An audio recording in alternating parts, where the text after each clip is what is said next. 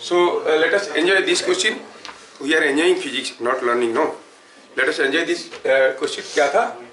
Gravitational force between two point masses separated by a distance r is F is equal to G(m1 m2 by r square). G is the gravitational constant. इसको कहते हैं universal gravitational constant. और find force between the bar and the point mass. यहाँ पर कोई एक बार है जिसका मास m है, लेंथ l है, एक मास है m जो कि इस एंड से l डिस्टेंस में रखा हुआ है. This distance is l. Let me do it here. ये डिस्टेंस l है और यहाँ तक का डिस्टेंस है l. और पूछा गया है कि बताओ what is the force between this mass and this. You know, by Newton's third law, with whatever force bar pulls this mass, with same force this also pulls. तो चलिए निकालते हैं. हमें दो पॉइंट मास के बीच में चाहिए. ये एक डिस्ट्रीब्यूटेड मास है. I can consider this is a combination of number of small masses. So at a distance x from m, I consider a small increment dx, and this is so small that the mass here can be considered as a point mass. Well, so let us consider. मैं बार बार इसको क्यों लिख रहा हूँ? क्योंकि you must understand the logic how you are approaching. सीधा formula लगा देंगे तो कोई भी कर लेगा. Let us consider a small section of thickness dx at a distance. देखो जब dx लिखोगे तो x को भी आपको डिफाइन करना जरूरी है. x क्या है? x is at a distance x from the point mass.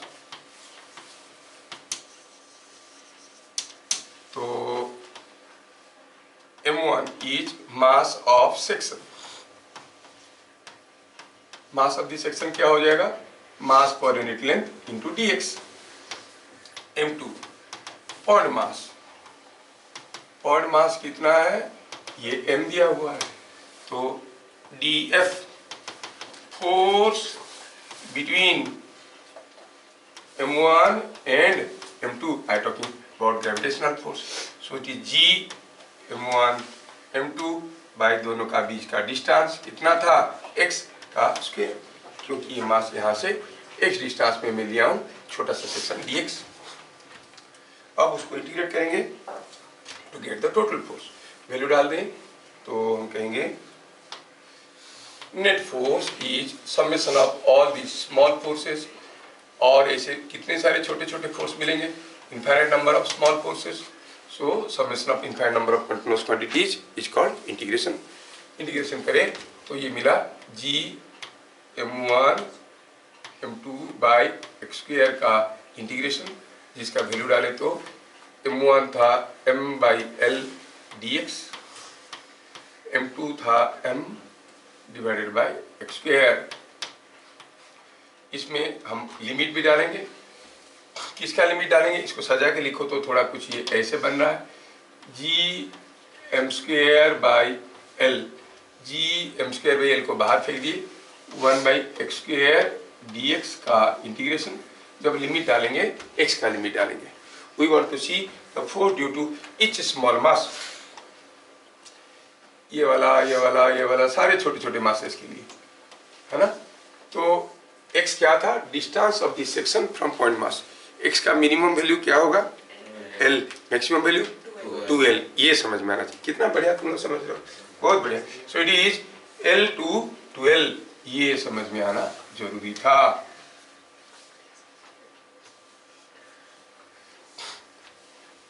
ठीक है सर. हाँ बोलो. सर पर वो एल में तो मतलब मिनिमम ग्रेविटेशनल फोर्स और एल में मैक्सिमम ग्रेविटेशनल फोर्स, तो फिर ये उल्टा नहीं लेना चाहिए? नहीं, हम फोर्स का मिनिमम वैल्यू से फोर्स का मैक्सिमम वैल्यू नहीं ले रहे हैं. हम ले रहे हैं dx. We are integrating with respect to x. तो x का मिनिमम वैल्यू से x का maximum value. Are getting? Yes sir. हाँ. तो इसमें हमें मिला क्या? मिला ये g m square by l. 1 by x square को हम लिख सकते हैं ना x to the power -2 plus 1 by -2 plus 1 limited from l to 2l.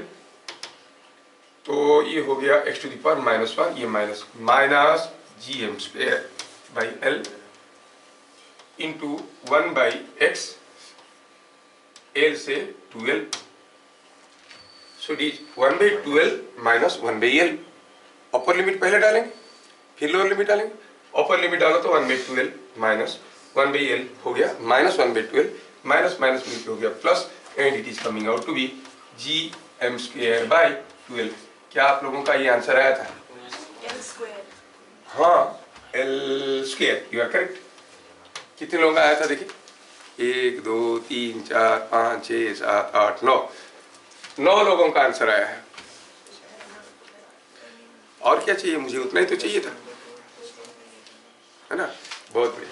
So this is the force. चलिए आगे बढ़ते हैं। Consider this is one of the very difficult question. चलो अब थोड़ा थोड़ा हम लोग वेक्टर को इंक्लूड करने की कोशिश करते हैं। How to integrate with the same concept, force between two point masses is given by, ये आपको मालूम है gravitational force F is equal to gm1 m2 by r²। अब यहाँ पर हुआ यूं है कि कोई एक सेमी सर्कुलर आर्क है, ऐसा कोई सेमी सर्कुलर आर्क है, और यहाँ पर सेंटर में कोई एक मास m रखा गया है, इसका भी मास m है, और दिया गया है कि इसका रेडियस r है। पूछा गया है what is the force of attraction between this semi circular arc and this m,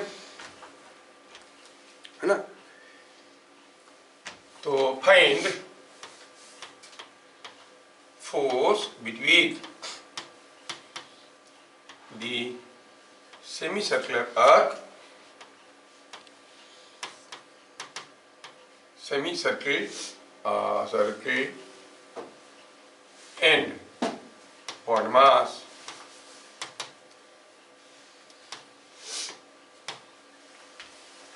एक सेमी सर्किल है और ये पॉइंट मास है, इनके बीच में फोर्स पता करना है।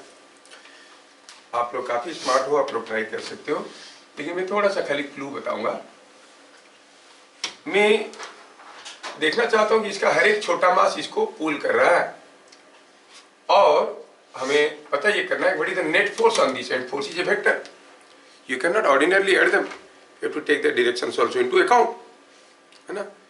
तो क्या करना है, मैं अगर यहाँ पे कोई एक छोटा सा सेक्शन लेता हूँ, मैं ऑब्जर्व कर रहा हूँ कि ये सेक्शन इसको अट्रैक्ट कर रहा है ग्रेविटेशनल फोर्स के कारण, and this force has got a component like this and A component like this, है कि नहीं? If I consider a mirror element on the opposite side यहाँ पे, तो ये वाला सेक्शन भी इसको पुल करेगा, उसका भी एक सेक्शन, उसका एक कंपोनेंट ऐसे रहेगा, एक कंपोनेंट ऐसे रहेगा। अगर ये दोनों फोर्स का मैं रिजल्टेंट निकालने की कोशिश करूंगा, तो आप मैं देखूंगा कि इसका ये वाला कंपोनेंट कैंसिल हो रहा है, only this horizontal components are getting added, है कि नहीं? इसका मतलब हर एक फोर्स का हॉरिजॉन्टल कंपोनेंट निकालेंगे और वो सारे एक डायरेक्शन में होंगे। अब हम ऑर्डिनरली ऐड कर सकते हैं because the vectors are in the same direction. क्या मेरी बात समझ में आ रहा है? सिंपल सा चीज है। तो हम कहेंगे what is the force on this, निकालने के लिए हर एक फोर्स का हॉरिजॉन्टल कंपोनेंट निकालेंगे। तो कैसे लिखेंगे?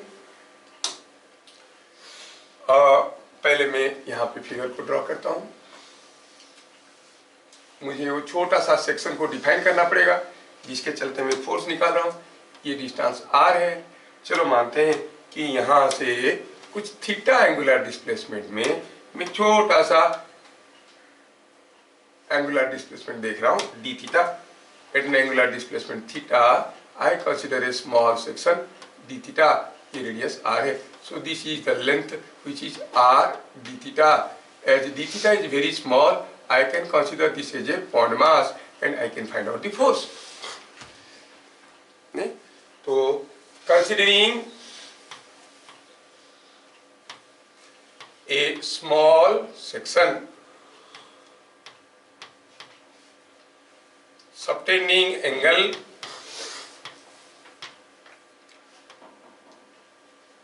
d theta at center, as shown. As shown मतलब theta is understood at an angular displacement theta from this line. Length of section, section का लेंथ कितना है? Obviously r d theta. m1 mass of section, mass of section कितना आ गया? Mass पर unit length of the wire into length of the section. So it is m d theta by pi.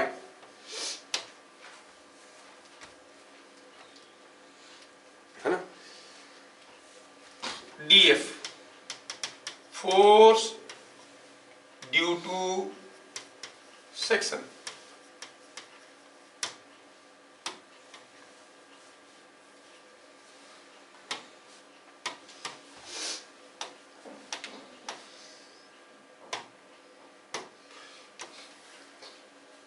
Force due to section कितना हो जाएगा?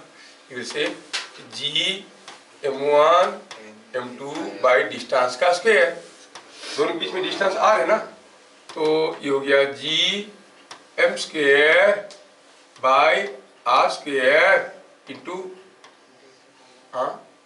पाई था नहीं, पाई r square D theta आया ना.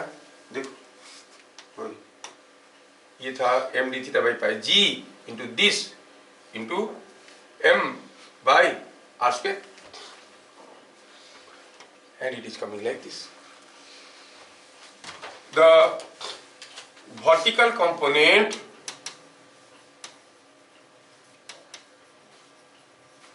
of df is cancelled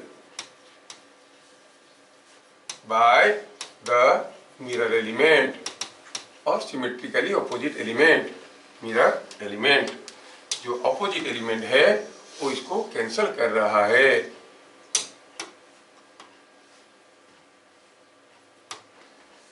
so net force is sum of all horizontal components.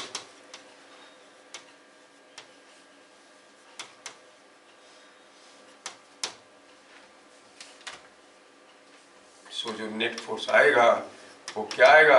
It is summation of और integration of DF का horizontal component. ये जो फोर्स डीएफ हमने देखा यहाँ पे, ये जो डीएफ छोटा सा फोर्स, उसका horizontal component DF cos theta है ना. सारे फोर्स का df1 का cos थीटा कंपोनेंट, df2 का cos थीटा कंपोनेंट, सारे को निकाल के जोड़ेंगे. So you see it is df cos theta. df का वैल्यू ऑलरेडी हमें मालूम है, डाल सकते हैं. तो net force equal to df के जगह वैल्यू डालें. ये चीज था, इसमें थीटा का ये अंडा कौन खा गया? ये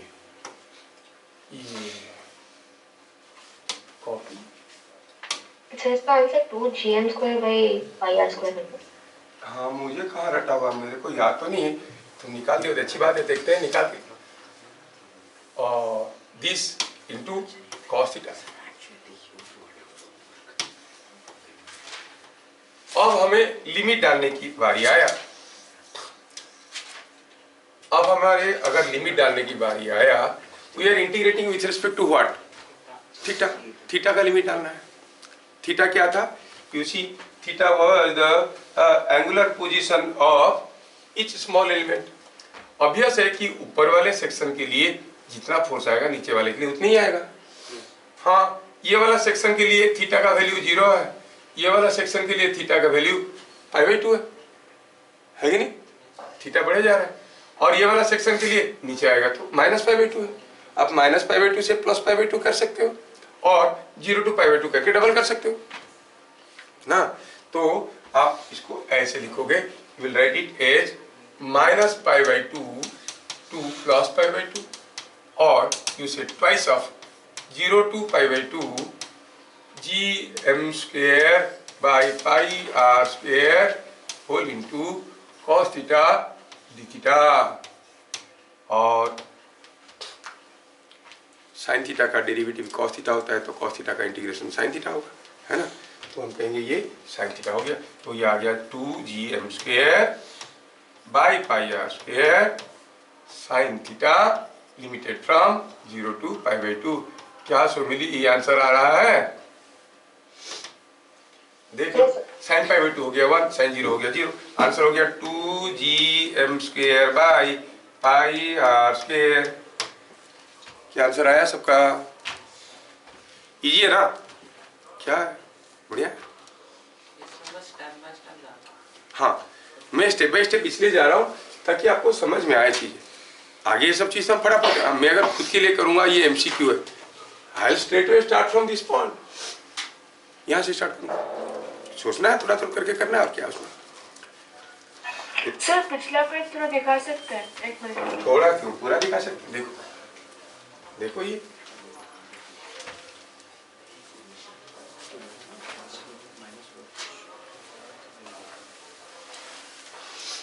हुआ, आगे बढ़े। हाँ सर। चलिए,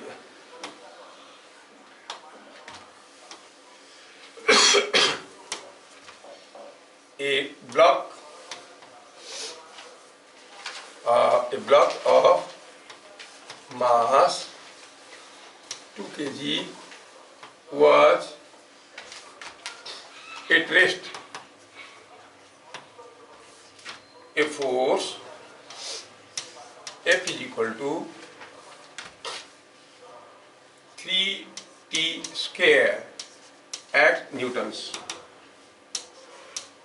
Acts on it for 5 seconds. ठीक है। Find kinetic energy gained by it by the block.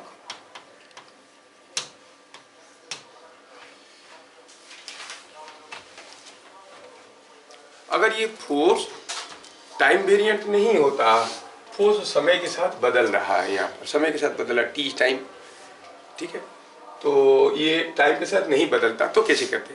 मान लो फोर्स 3t स्क्वायर होने की जगह फोर्स दिया होता सपोज ओनली 3, और आपको पूछा गया find the kinetic energy gained, तो क्या करते हैं?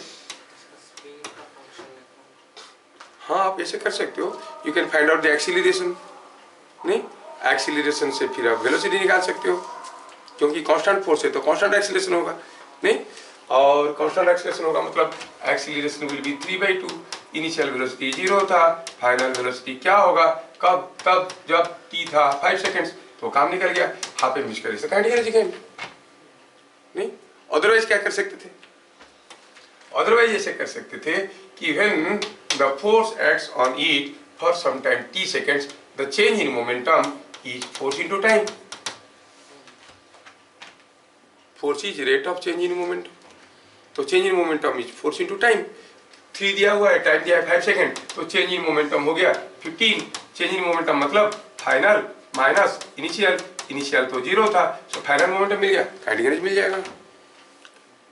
ऐसा हम तब कर सकते हैं when the force is constant, but here the force is not constant.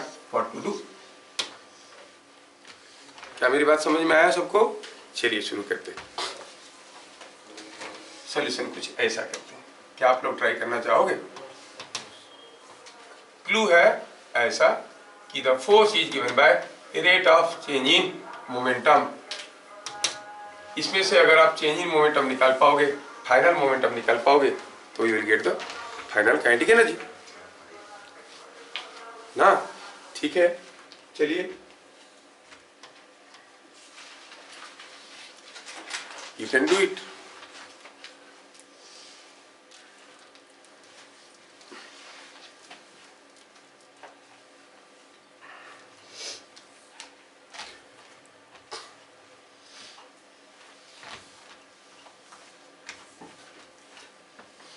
अब हम late us consider this that नहीं लिखने वाले हैं, आप लोग को समझ में आ चुका है। Change in momentum, change in momentum in dt seconds is equal to f dt. f दिया गया है 3t square into dt है, कितना है? So 156625 by 4. आओ So cubic term है. क्यूबिक टर्म है इसलिए. So it is coming 3t square by dt और 3t square into dt. ये change in momentum, total change in momentum, total change in momentum. तो हर dt सेकंड में जो change in momentum हुआ है उसको जोड़ेंगे. And there are infinite number of dt intervals.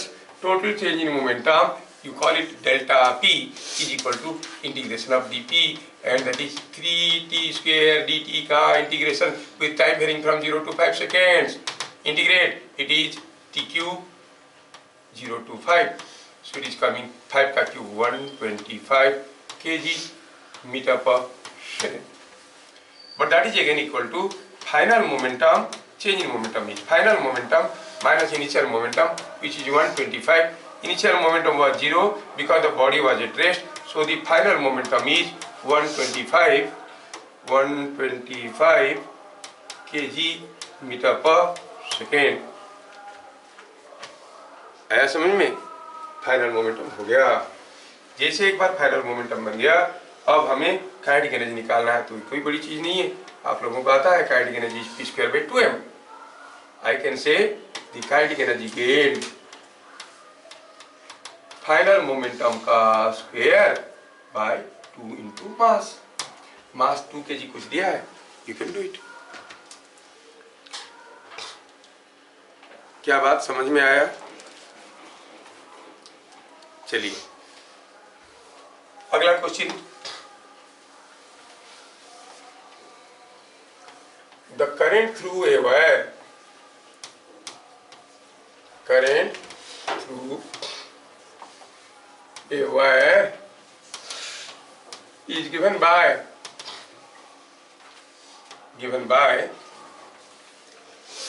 I is equal to say 4t square plus 3t ampere. Find amount of charge transferred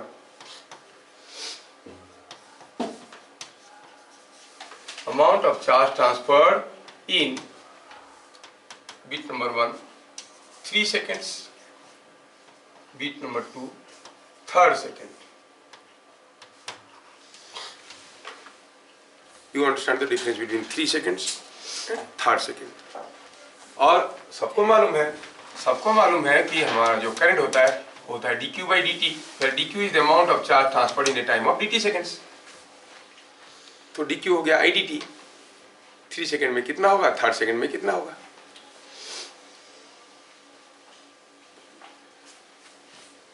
Shreyas को पकड़ में आ रहा ना बेटा? Very good.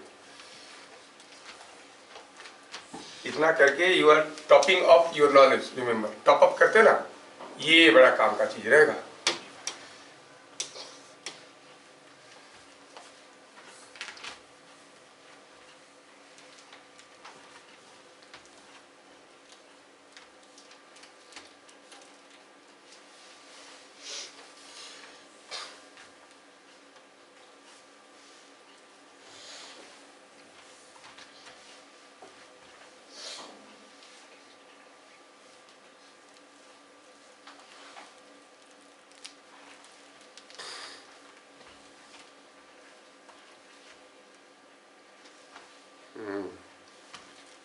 कितना बढ़िया है कि everyone is trying. I am sure everyone will give the correct answer. 3 second का आंसर क्या आया? 49.5. सबका आया? यस. और 3rd सेकंड का, but there will be difference in the limit. So मिली आया क्या?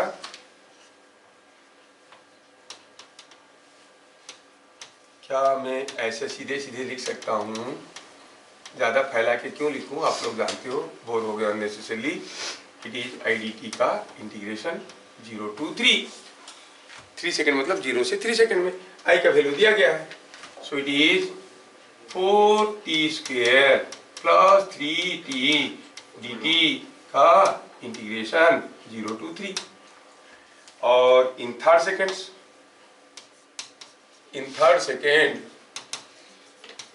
तो आप कहोगे कि जो q होगा that will be again I D T का integration. Can you help me the limits? Third second, first second हुआ t इक्वल टू 0 से t equal to 1, second t equal to 1 से 2, थर्ड सेकेंड हुआ 2 से 3। तो limit क्या हो जाएगा? 2 से 3, t का लिमिट डालना है, यहाँ पर t का लिमिट डालना है थर्ड सेकेंड में। तो फिर i का वैल्यू क्या था हमारा? It was 4t² plus 3t। So it is 4t² plus 3t dt का इंटीग्रेशन 2 to 3 हुआ। देखो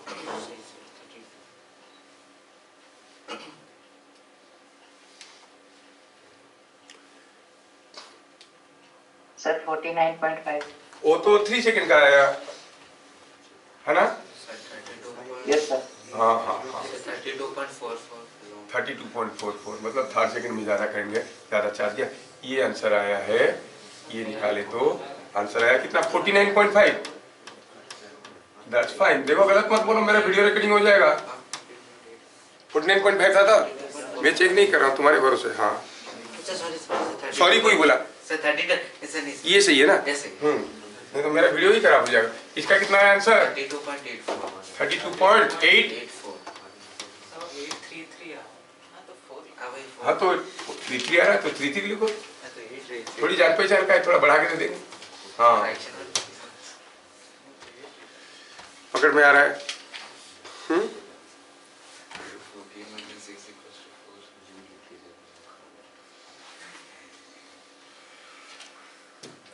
मैं यहाँ पर सिंपल क्वेश्चन देने की कोशिश कर रहा हूँ, क्योंकि जो इंटीग्रांड है अगर टेढ़ा मेढ़ा आ गया तो फिर तुमको उसको इंटीग्रेट करने में मुश्किल आ जाएगा। इंटीग्रेशन के डिफरेंट मेथड्स भी हैं, जिसमें बताया था method of substitutions, method of by parts, है ना, पार्शियल फ्रैक्शन, बहुत सारे मेथड्स है सॉल्व करने का। वो नहीं बताया गया। लास्ट वाले का आंसर है 32.833। आया है? हाँ सर। बहुत बढ़िया, बहुत बढ़िया। अगला question, here is a table, here is a chain,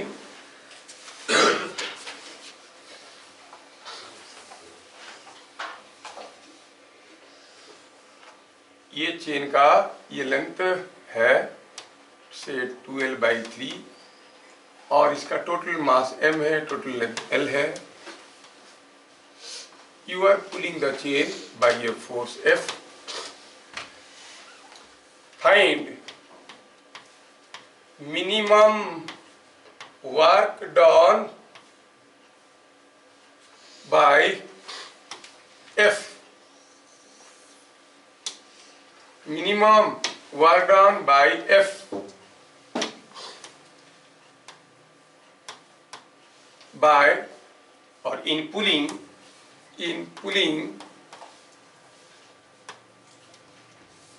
the chain onto the table. क्या मिनिमम वर्क करना पड़ेगा चेन को खींच के टेबल के ऊपर चढ़ाने के लिए?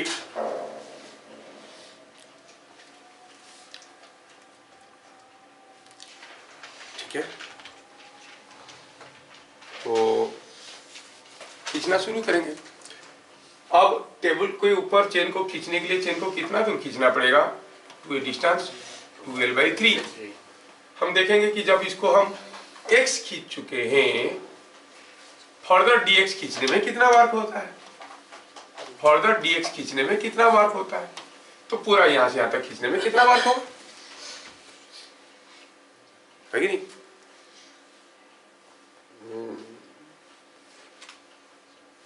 थोड़ा यहाँ पे आपको इंटीग्रेशन करने में मुश्किल हो सकता है।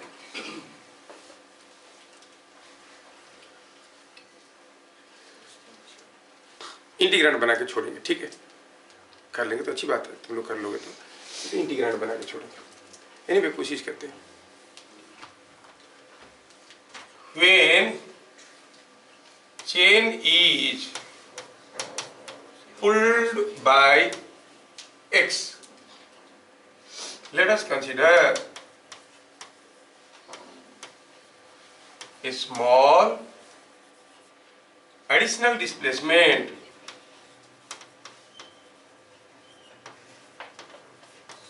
dx. ठीक है, जब हम चेन को x खींच चुके हैं तब फोर्स क्या है? Weight of hanging part, weight of hanging part, क्योंकि मिनिमम वर्क की कम बात करें, मिनिमम फोर्स लगा के खींचेंगे। Weight of the hanging part क्या हो जाएगा? पहले 12/3 झूल रहा था, आपने ऑलरेडी x खींच चुके हो। This is the length of the hanging part into mass पर unit length of the chain into g। क्या बात समझ में आ रहा है? ये कम फोर्स, इतना फोर्स चाहिए। This is the force required. So dW, small work done, obviously is F dx, क्योंकि ऑलरेडी F फोर्स में आप dx डिस्टेंस खींच रहे हो। dx is so small that you are assuming F is constant over that small displacement dx. F का value डाला जाए इसमें, it is coming out to be mg by L 12/3 minus x dx. तो total work done, it is integration of dw, that is mg by L constant है, इसको बाहर रख सकते हैं, 12/3 माइनस x dx का लिमिट्स। कौन बताएगा लिमिट्स क्या है? जब हम ऑलरेडी x खींच चुके हैं, when chain is pulled by x, let us consider a small additional displacement x dx. जब x खींच चुके हैं, शुरू में कितना खींचे थे? कुछ नहीं, यहाँ से शुरू किए थे, x का वैल्यू 0 था। टेबल को ऊपर लेने के लिए इसको कितना खींचना पड़ेगा? 12/3। तो x का मैक्सिमम वैल्यू होगा 12/3। Reading, so you see it is x का लिमिट्स हो जाएंगे 0 to 12/3।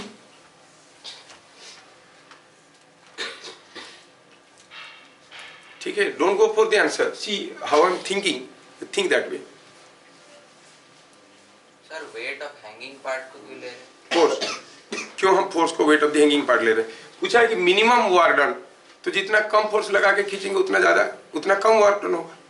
मिनिमम वाला वर्ड रखा है क्वेश्चन में, क्वेश्चन में यहाँ पर रखा है फाइंड मिनिमम वर्क डन, है ना?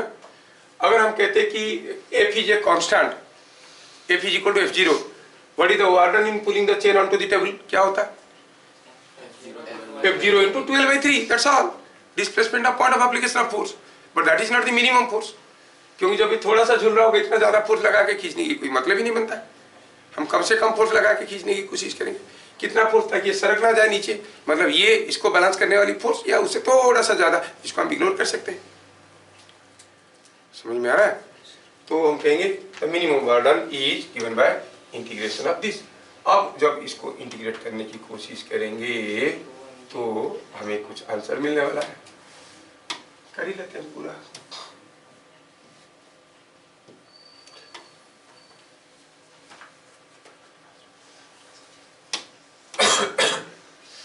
I can write mg by L 12/3 is a constant। कोई कांस्टेंट का इंटीग्रेशन क्या होगा? कांस्टेंट मतलब kx to the power 0। इसका इंटीग्रेशन क्या होगा? kx होगा कि नहीं होगा? क्या बात समझ में आ रहा है? 0 + 1 / 0 + 1 kx। तो ये एक कांस्टेंट होने के कारण ये जो चीज है,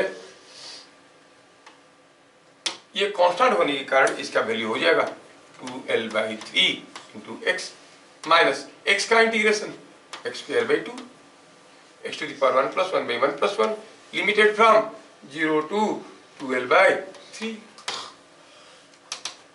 पहले अपर लिमिट डालेंगे, लोअर लिमिट डालेंगे तो 0 दिख रहा है। अपर लिमिट डालेंगे तो ये हो जाएगा mg/L होल इंटू 4L²/9 और इसमें आ जाएगा 4L²/18।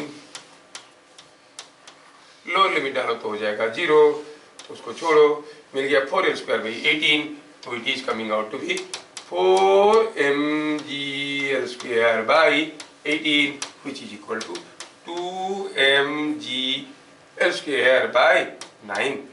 So this is the work done. L और L². हाँ L रहेगा, सॉरी यहाँ पर एक L खा गया, एक L खा गया, सॉरी, ठीक है। खुश, कैसे छोटे छोटे चीजों में बच्चे खुश हो जाते थे। हाँ आया समझ में? तो E हो गया हमारा वार्डन। लेकिन इसको आप लोग किए तो ऐसे, करने के लिए दूसरे तरीके से भी कर सकते हैं। अगर धीरे धीरे कोई चीज को खींच रहा है, मतलब मिनिमम वार्क की बात कर रहे हैं, तो बताओ तो ये जब चढ़ रहा होगा उसका स्पीड बहुत ज्यादा होगा कि कम होगा? मिनिमम वार्क धीरे, मतलब धीरे धीरे धीरे धीरे चढ़ रहा होगा। What will be kinetic energy? 0। Kinetic energy अगर 0 होगा तो आपको जो वार्क हुआ गया कहाँ? It's converted to potential energy. So you say work done by the force is same as gain in potential energy. सीधे सीधे भी हम लोग सोच सकते थे, दूसरे तरीके से हम लोग सोच सकते थे कि अगर हमें work done by minimum work done by force निकालना है तो you to see what is the gain in potential energy. ये 12/3 था, तो हम कहेंगे minimum work done is equal to, समझ में आना चाहिए, मिनिमम वार्डन मतलब कम से कम फोर्स लगा के खींचने की कोशिश कर रहे हैं, मतलब धीरे धीरे चढ़ रहा है, मतलब कोई गेन इन काइनेटिक एनर्जी नहीं हो रहा है, मतलब जो भी वर्क किया वो सारा पोटेंशियल एनर्जी बन गया, है कि नहीं? दैट मीन्स कोई भी काइनेटिक एनर्जी गेन नहीं कर रहा है, मतलब total work done on the body by all external forces is 0, मतलब work done by mime force F is equal to work done against gravity. बात एक ही हुआ, work done against gravity is same as gain in potential energy. तो हम कहेंगे minimum work done is equal to gain in potential energy. Logic को समझो भैया, हाँ जी मत करो हर चीज में, because the term minimum is added there. अगर वो फोर्स कांस्टेंट होता तो वार्डन को हम गेन इन पोटेंशियल एनर्जी बोलते क्या? नहीं बोलते, will be gain in potential energy plus gain in kinetic energy, दोनों को जोड़ते। अच्छा, उस केस में गेन इन पोटेंशियल एनर्जी ज्यादा होता कि इस केस में गेन इन पोटेंशियल एनर्जी ज्यादा है? सेम होता है, मतलब उस केस में अगर पूछता बड़ी तो गेन इन काइनेटिक एनर्जी, तो उसमें से जो वार्डन हुआ उसमें से पोटेंशियल एनर्जी को माइनस कर देते। बात समझ में आ रहा है शुभम? हाँ, हर चीज के अंदर छुपे हुए चीजें हैं, को पकड़ने की कोशिश करना। तो ठीक है, खैर अभी तो आप लोग जितना भी करो अच्छा करो, छोटे बच्चे ही तो हो, आप धीरे धीरे जब बड़े हो जाओगे इतनी सारी चीजों को समझ पाओगे। हाँ, तो गेन इन पोटेंशियल एनर्जी कितना हो गया? कहेंगे कि ये जो मास था, ये मास ऊपर गया, क्या मास था? It was 2m/3। और जब ये ऊपर चला गया उसका सेंटर ऑफ ग्रेविटी कितना गया? mg। सेंटर ऑफ ग्रेविटी कितना ऊपर गया? सेंटर ऑफ ग्रेविटी यहाँ पे कहीं था 4l/3 में, नहीं 12/6 में था, l/3 में था।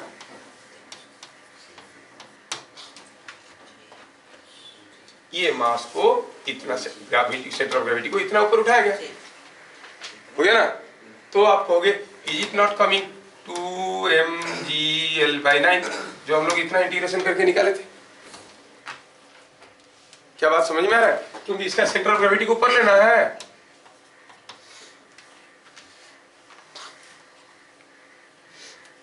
ना? तो सर आपको ऐसे क्योंकि अरे मैं इंटीग्रेशन पढ़ा रहा हूँ इसलिए ऐसे कर रहा हूँ। मैं बताना चाहता हूँ कि जो लोग तुम इंटीग्रेशन से करते हो इधर से करोगे तो ऐसे कर सकते हो। आया समझ में? चलिए अगला क्वेश्चन देखते हैं।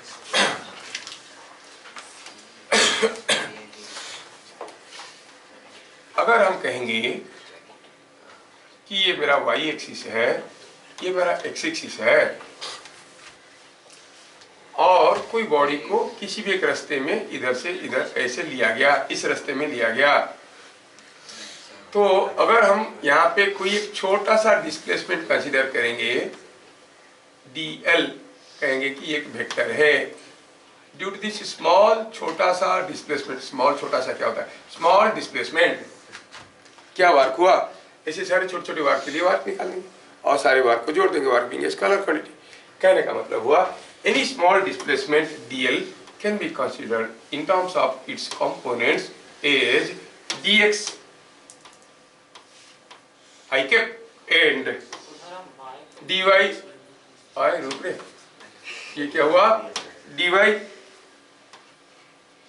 जे कैप। कहने का मतलब है any small displacement, any small displacement can be written as, ये क्लू है, dl vector is equal to dx I cap plus dy j cap.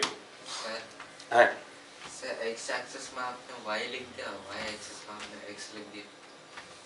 अरे वो तो प्रिंटिंग मिस्टेक है, थोड़ा बहुत तुम लोग समझोगे ना, मैं तो देख रहा हूँ कि तुम लोग अलर्ट हो कि नहीं।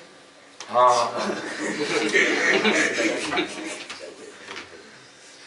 मेरा ध्यान कहाँ जाता है, उनको ये चीज सिखाना है, तो इधर क्या लिखा है उससे क्या मतलब बनता है।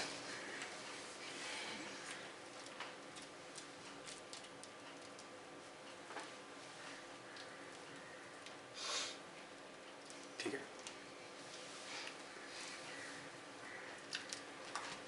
Is it understood? A force F is equal to 2x square I cap plus 3y j cap pulls a body from, कोई एक पॉइंट दिया है, कोऑर्डिनेट दिया है, से it is something like 1,2 to B, क्या है ये, समथिंग लाइक से 2,4 where coordinates are in meter, ये न्यूटन है, force is in Newton and the coordinates are in meter, coordinates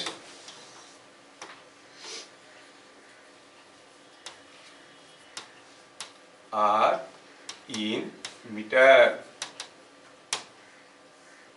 ये भी बहुत ज्यादा जगह खाया, इसको थोड़ा सा छोटा कर देते हैं, इसके बगल में रखते हैं, उठा के इसको यहां पे ले लेते हैं। यस,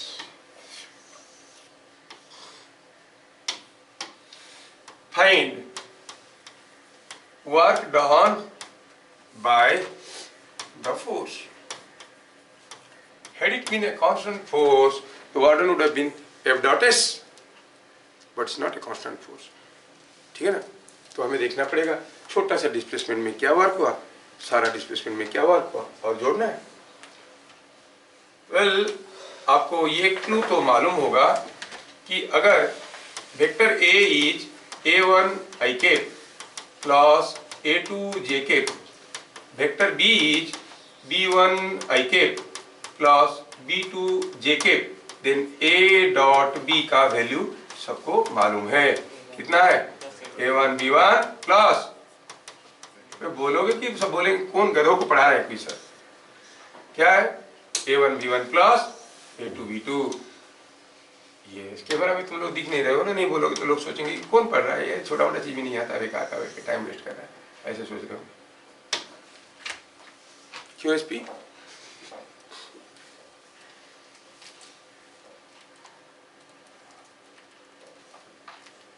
ये फॉर्मूला तो सबको मालूम है।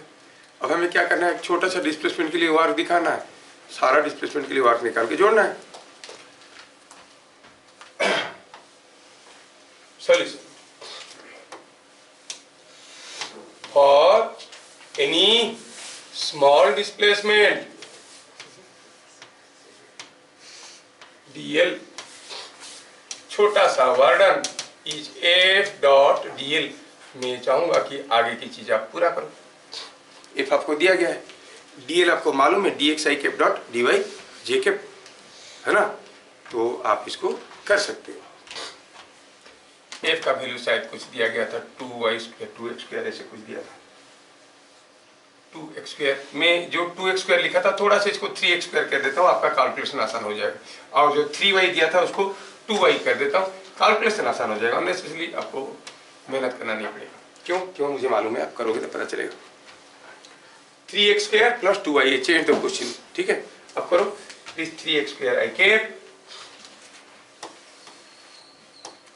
3x square I cap plus 2y j cap dot dl क्या था, dxik plus dy jk, and you know the dot product, it is 3x square dx plus, देखा ये लड़का कर चुका है, 2y dy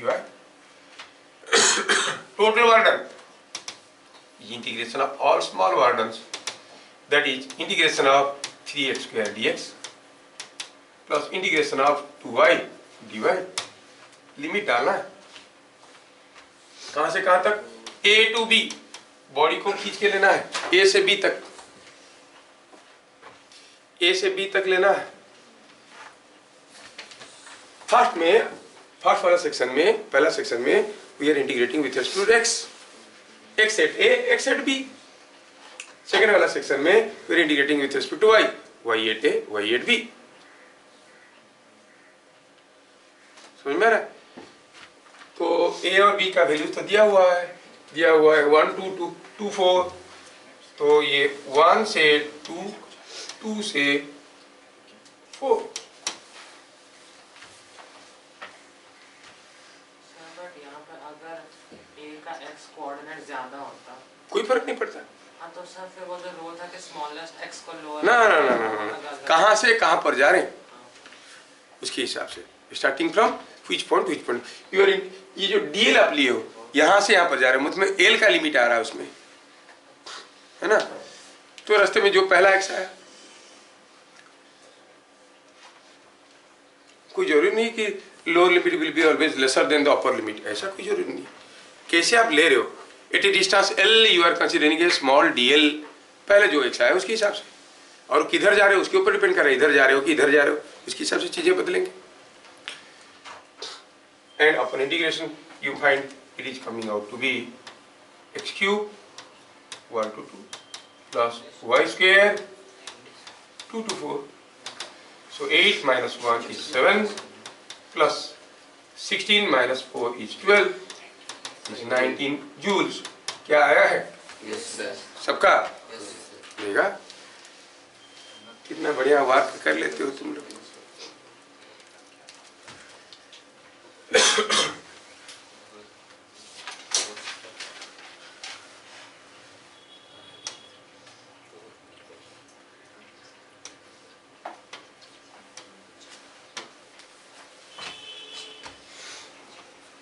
आ रहा है समझ में एप्लीकेशन इंटीग्रेशन का कैसे हो रहा है?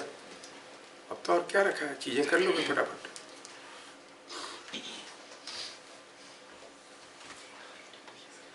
Consider the parabola y is equal to or y square is equal to 6x.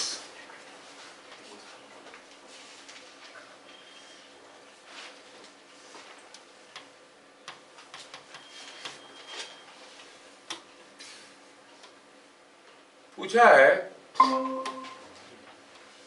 कौन आया मेरी मन के द्वारे, ये है x का वैल्यू 2 है, ये y स्क्वायर इक्वल 4x है, 6x है, ये दिया है 2 और ये दिया है समथिंग लाइक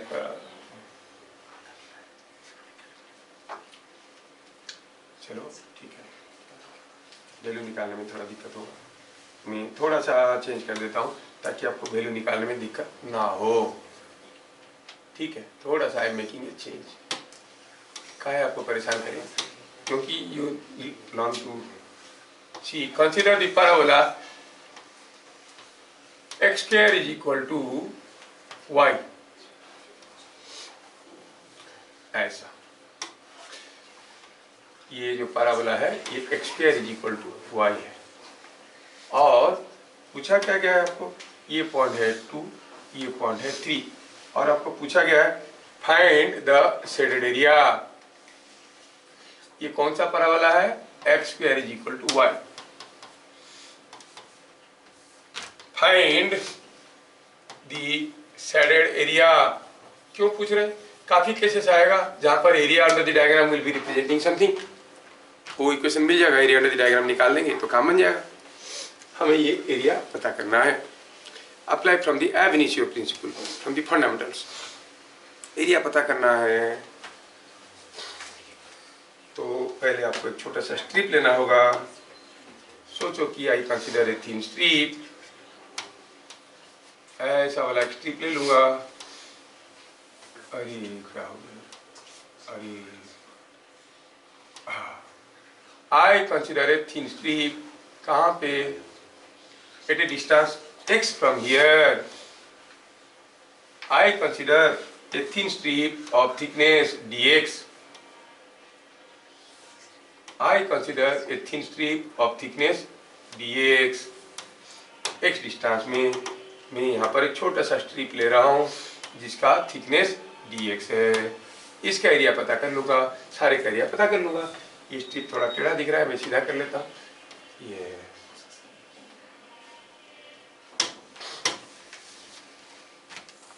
है ना। और ये स्ट्रिप रेक्टेंगुलर स्ट्रिप है, हाइट इज रिप्रेजेंटिंग y, नहीं, this distance is representing x, तो इसका एरिया क्या हो जाएगा y dx। समझ में? तो हम कहेंगे एरिया ऑफ थिन स्ट्रिप लिखना है। Let us consider thin strip of thickness dx at a distance x, ऐसे करके लिखना है। Area of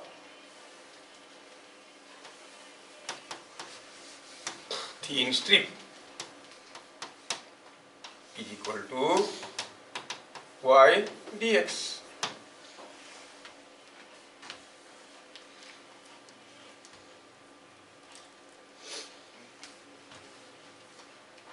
Y dx. Total area integration of dA.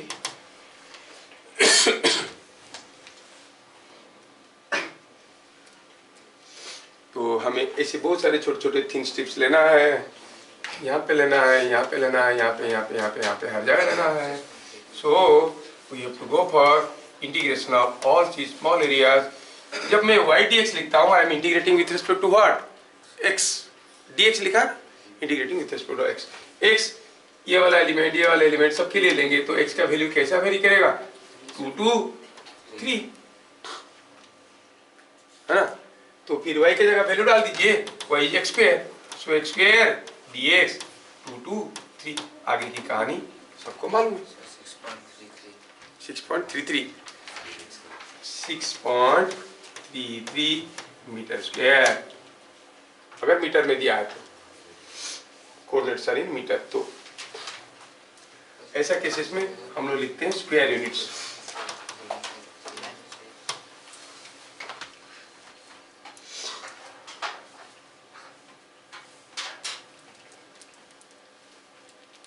समझ में आया?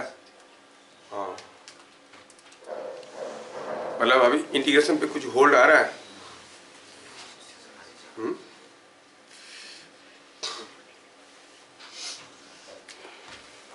अब एक मजेदार question. A couple went for a picnic.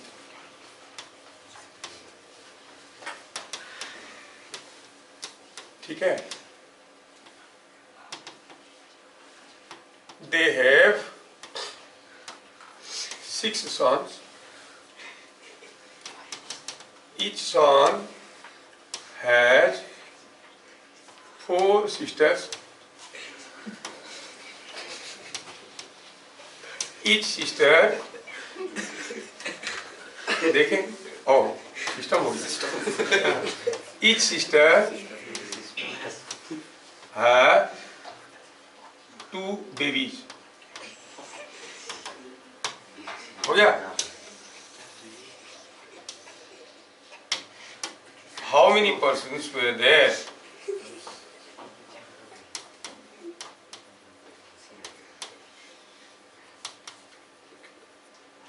In the picnic. फटाक से कौन आंसर बताएगा, देखते हैं। हिसाब करो और बताओ, हिसाब करेगा और बताए।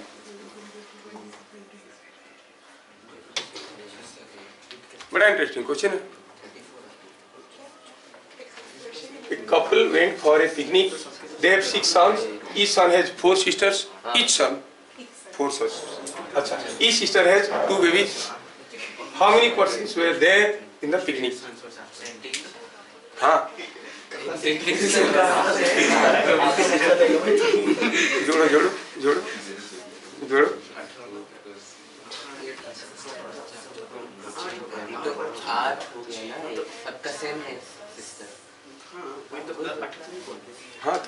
करते हैं। एक हर एक सन का 4 सिस्टर है। सबका तो सेम ही तो है। चलो जो भी है।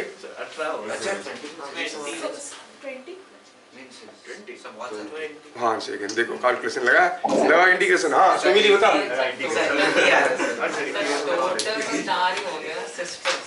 हाँ तो चलो आंसर बताओ। सर मुझे लगता है 2 कौन बोल रहा है? देवज्योति। कोई बोल रहा है 18, कोई बोल रहा है 20 और देवज्योति बोल रहा है 2 एंड देवज्योति इज करेक्ट। एक couple wait for a picnic, उनका क्या है, उससे क्या मतलब है? समझ में आया? The couple wait for picnic, बाकी उनके बच्चे हैं। कितने लोग पिकनिक में गए थे? 2। हाँ और सही आंसर देवज्योति ने दिया। बढ़िया है, देवज्योति का दिमाग बात चल रहा है। बढ़िया, ठीक है। तो आंसर हो गया 2। आप लोग काउंट करने लगी जंबल को देख के कितने होंगे क्या होंगे। It's called biased thinking. इसमें शुरू में लिखा है कपल वेंट फॉर पिकनिक, उनका कितने बच्चे हैं, क्या है, क्या घर वाले, कितना कुत्ता है, वो सब जान के आप क्या करोगे। ठीक है ना। आज की क्लास को हम लोग यहाँ पे खत्म करेंगे, फिर मिलेंगे अगले क्लास। तब तक ले जय हिंद।